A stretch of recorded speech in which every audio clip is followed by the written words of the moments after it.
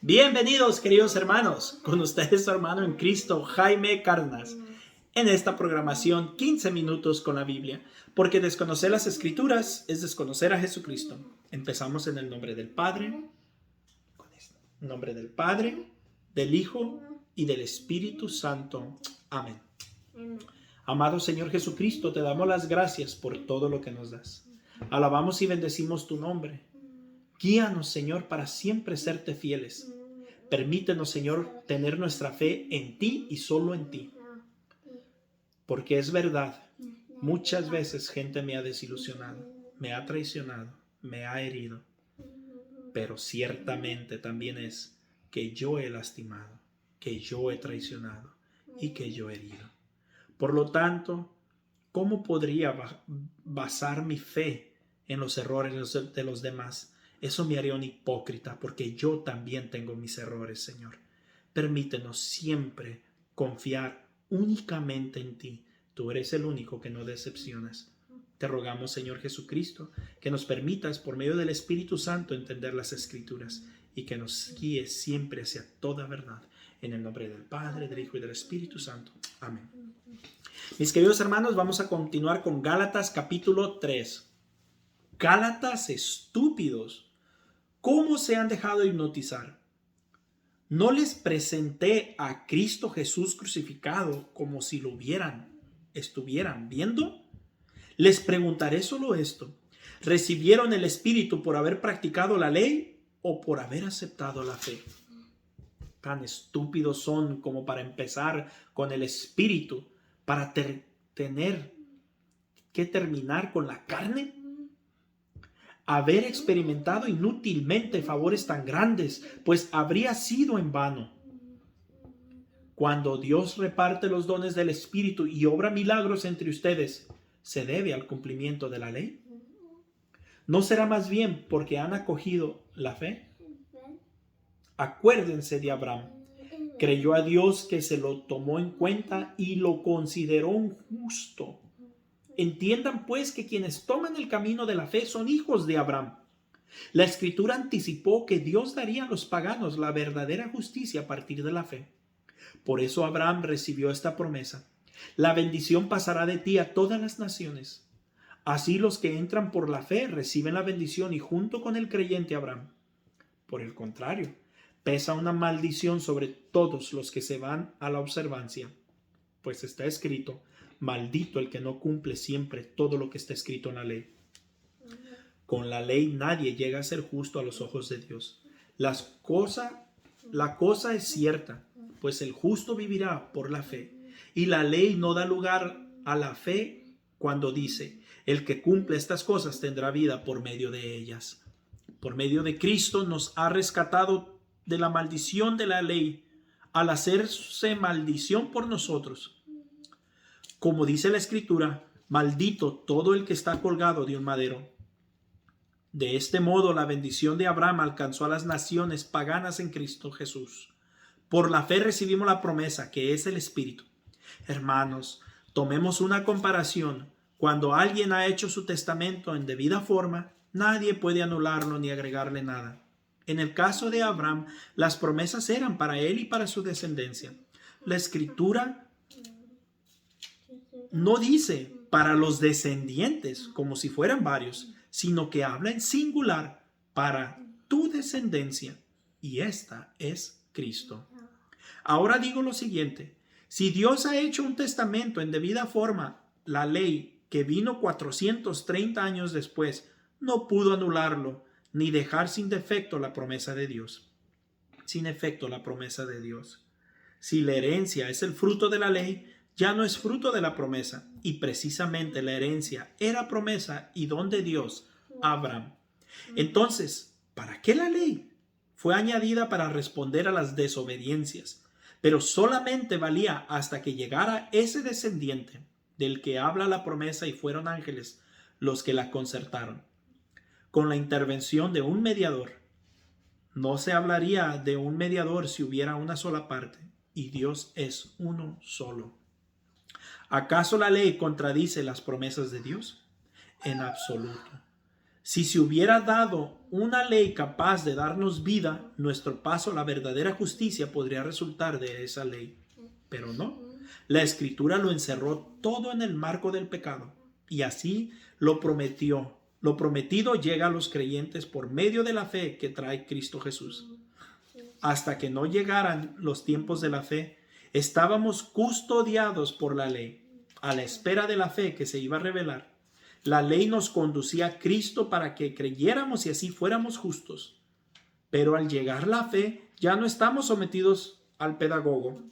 Ustedes están en Cristo Jesús y todos son hijos de Dios gracias a la fe. Todos se han revestido de Cristo, pues todos fueron entregados a Cristo por el bautismo.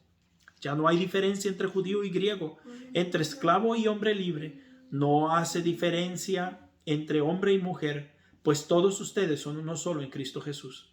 Si ustedes son de Cristo, también son descendientes de Abraham y herederos de la promesa. Gálatas capítulo 4. Ahora yo digo, mientras el hijo del dueño de casa es aún niño, no tiene ninguna ventaja sobre los esclavos, a pesar de que es dueño de todos ellos. Está sometido a quienes lo cuidan o se encargan de sus asuntos hasta la fecha fijada por su padre. De igual modo, también nosotros pasamos por una etapa de niñez y estuvimos sometidos a las normas y principios que rigen el mundo. Pero cuando llegó la plenitud de los tiempos, Dios envió a su Hijo, que nació de mujer y fue sometido a la ley. Fue al fin de rescatar a los que estaban bajo la ley, para que así recibiéramos nuestros derechos como hijos. Ustedes ahora son hijos, y como son hijos, Dios ha mandado a nuestros corazones el espíritu de su propio Hijo que clama al Padre, Abba, o sea, Padre. De modo que ya no eres esclavo, sino hijo, y siendo hijo, Dios te da la herencia. En otros tiempos no conocía a Dios y sirvieron a los que no son dioses. Pero si ahora conocen a Dios, o más bien Dios los ha conocido a ustedes, ¿cómo pueden volver a normas y principios miserables y sin fuerzas? ¿Quieren ser de nuevo sus esclavos? Y van a observar ciertos días y las lunas nuevas y tal tiempo y ese año. Me temo que todas mis penas hayan sido inútiles. Les ruego, hermanos, háganse como yo, pues yo también me hice como ustedes. Siempre me han tratado bien. Recuerden que en los comienzos me enfermé mientras los evangelizaba.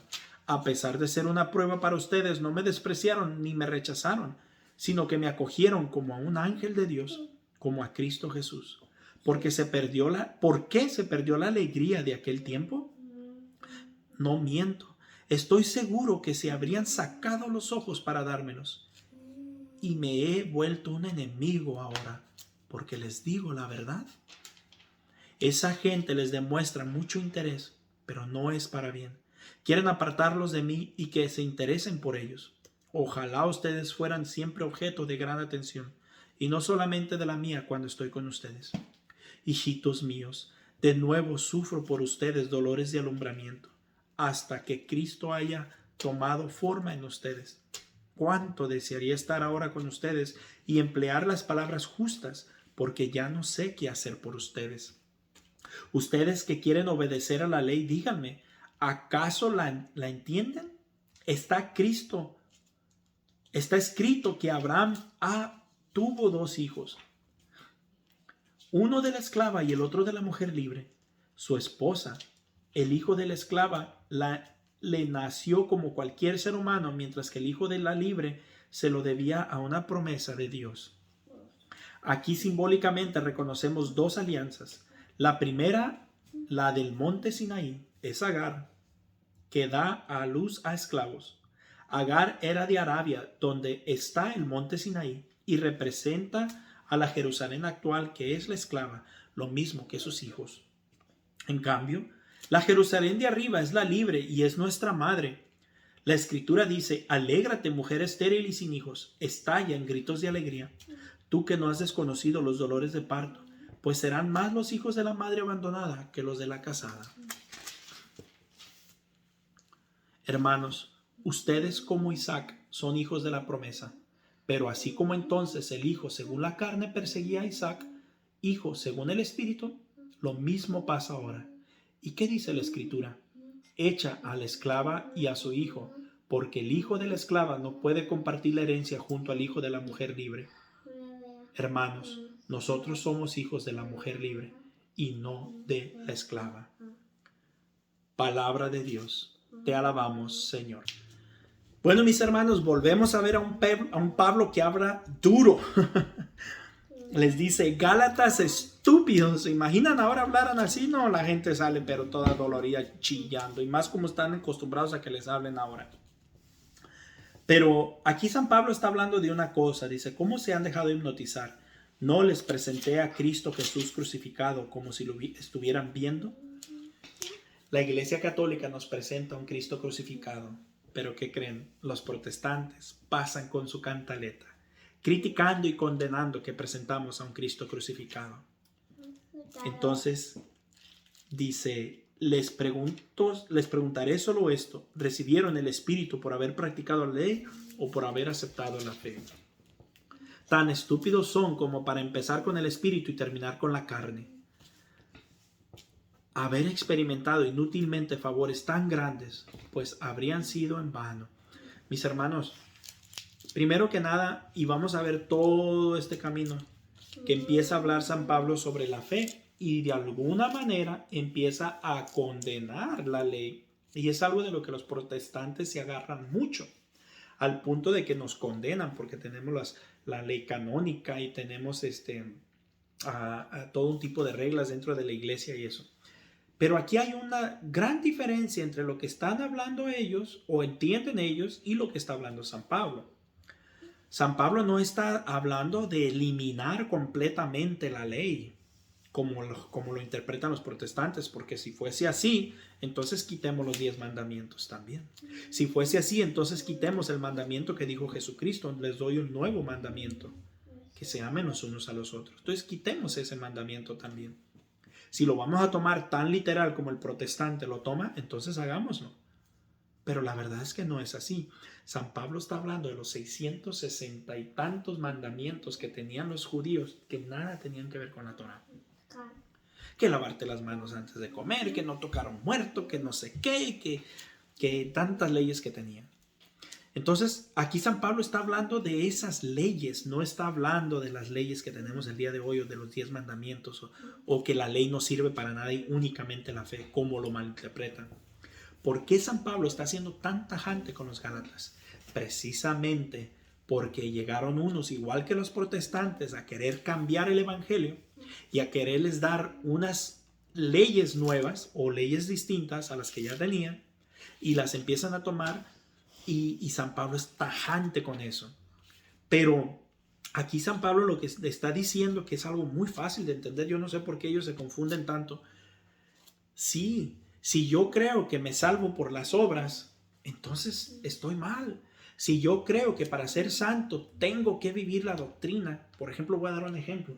Yo hablo mucho de la doctrina y yo siempre les digo, comparen lo que están diciendo los sacerdotes allá afuera. Compárenlo con la doctrina de la iglesia y si la doctrina enseña otra cosa, ellos están equivocados y no tengan miedo a decirlo. Entonces dirías, él nomás se basa en la ley y la ley no te salva. No, claro que no salva. La ley no salva. Si yo creo que tengo que cumplir la ley para salvarme en el sentido que es la ley la que me va a salvar, entonces estoy equivocado.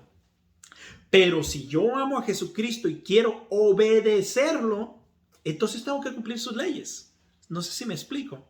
Pero no porque la ley me va a salvar, sino porque el Cristo que me va a salvar me mandó a cumplir estas leyes que tengo que cumplir. Así de sencillo. Pero al protestante le cuesta tanto trabajo entender esto. Mis hermanos, la ley es buena, pero Cristo mismo dijo, vamos a comparar lo que dijo Jesucristo, y qué bueno que me acordé. ¿Qué vino Jesucristo a decir? Y yo pregunto, si aquí está un hermano no católico y dice, bueno, esto que está diciendo este muchacho está equivocado. Pensemos, Jesucristo mismo dijo, no he venido a abolir la ley, sino a darle su plenitud. Yo no vine a abolir la ley, sino a darle su plenitud. San Pablo aquí no nos está diciendo que completamente eliminemos la ley. No, leamos bien. San Pablo está hablando para aquellos que creían que por la ley se iban a salvar. Y eso sí está mal. Si yo creo que por la doctrina me voy a salvar, entonces estoy muy equivocado. Pero si yo creo que es Cristo el que me salva y como tal dice, si ustedes me amaran, cumplirían mis mandamientos, y yo no vine a abolir la ley, sino a darle su plenitud. ¿Cuál es la plenitud de la ley? La plenitud de la ley es que la seguimos no porque nos da salvación, sino la seguimos por amor a Cristo, aquel que nos salvó. Y seguimos entonces con mucho amor y libertad la ley, pero no la seguimos porque nos va a salvar. Y eso no sé por qué le cuesta tanto trabajo al hermano no católico entender. Pero en realidad de eso se refiere cuando aquí San Pablo es tan tajante con la ley. Y sí, si hay una persona que cree que por medio de la ley, o digamos en este caso de la doctrina, únicamente la doctrina lo va a salvar, está muy equivocado. Y si yo una vez les he dado a entender eso, perdónenme, porque estoy equivocado. O estuve equivocado si así lo dije, porque no ha sido mi intención. Dios sabe que no. Pero en cambio, si le damos la plenitud a la ley, si le damos la plenitud a la doctrina, es un puerto seguro, es una brújula, que sabemos que no nos podemos equivocar. Si no pasa lo que dice más adelante, no se dejen de llevar por cualquier viento de doctrina. ¿Por qué dicen eso? Porque hay otras doctrinas. Y si nosotros no nos basamos en las doctrinas, o en la doctrina, ¿cómo sabremos de cuál doctrina es de Dios? Si no la conocemos, si no nos basamos en ella. O sea, lógica, no se ocupa ser un teólogo para entender esto. Entonces, en cuanto a la ley, eso es todo. Lo que quería decir también, que habla aquí, dice San Pablo en el versículo 16 del capítulo 3. La escritura no dice para los descendientes, como si hubieran varios, sino que habla en singular, para tu descendencia. Vamos a usar esta explicación de San Pablo para cuando la escritura dice, sobre esta piedra edificaré mi iglesia. No está hablando en plural, está hablando en singular, una sola iglesia. Y por favor, cualquier persona sensata no me va a poder decir que el cristiano, que digamos el protestante que cree el día sábado, el testigo de Jehová que no cree que Jesús es Dios, los mormones que creen que Jesús no pudo terminar lo que venía a hacer y tuvo que hacer Joseph Smith, o no sé, cualquier otra secta, y el católico, con tal de que no peleemos y vivamos en armonía como hermanos, no me pueden decir que somos una sola iglesia, que cada quien creyendo de una manera distinta. Ahora sí, perdónenme que use la palabra, pero la que dijo San Pablo, solo un estúpido puede creer eso. Porque no es posible que seamos una sola iglesia creyendo cada quien distinto. No es posible que las escrituras digan que la gente se va con cualquier viento de doctrina cuando se refiere a una sola doctrina y da a entender que no importa la doctrina, solo importa que proclamemos a Jesucristo. Por favor, mis hermanos, se necesita tener un poquito de cerebro. Solamente la gente que no tiene sabiduría, que no tiene cerebro, se traga ese cuento. Bueno, mis hermanos, un fuerte abrazo, la paz del Señor. Dios me los bendiga y primero Dios continuaremos mañana.